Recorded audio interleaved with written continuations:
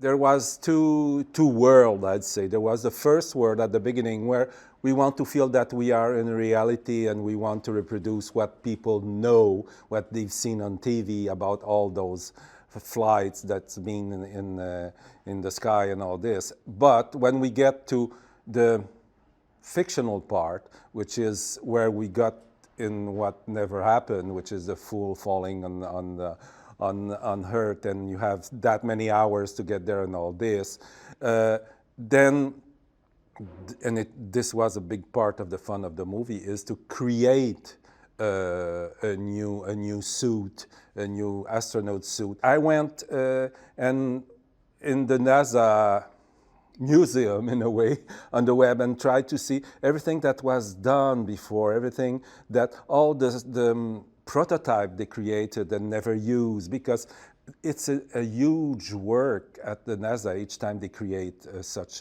a custom. So I went there and I got inspiration from the 60s and all this, and then had fun to play with that.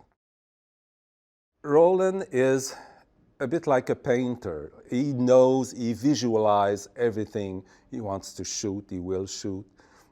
And he works also with post-production. He knows the effect he'll do, he knows all that. So working with him, it's always to find what's bright, what's dark, what's the challenge with the different colors and all this. So he works a lot that way.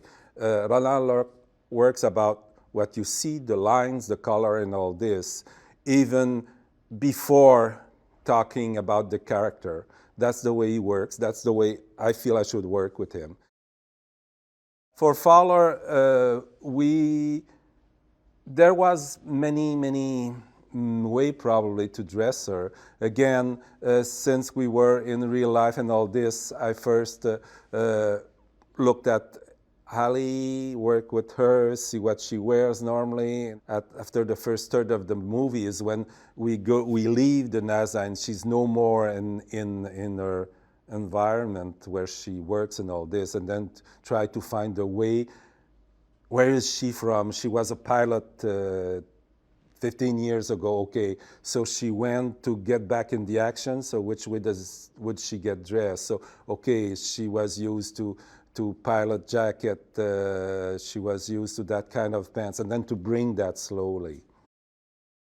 When you decide to make custom for such scene where there will be zero gravity or things like that, you just need to, you have to prepare yourself to have doubles, triples for the rigging and all this. I always try to do things that were fitting to the body and all this, so there wouldn't be major problem for the team when they shoot that, to say, well, the scarf should go flying that way and this, because it's too volatile. So this is the only thing where you have to concentrate. And from there, also you have to work with the stunts in prep to see what kind of rigging there will be, where there is going to be holes, what would be easier, should we fake it, should it be an opening with Velcro and just bring the rig out? Okay, do we need a bigger size because of the rigging under? These are all things you have to be careful with.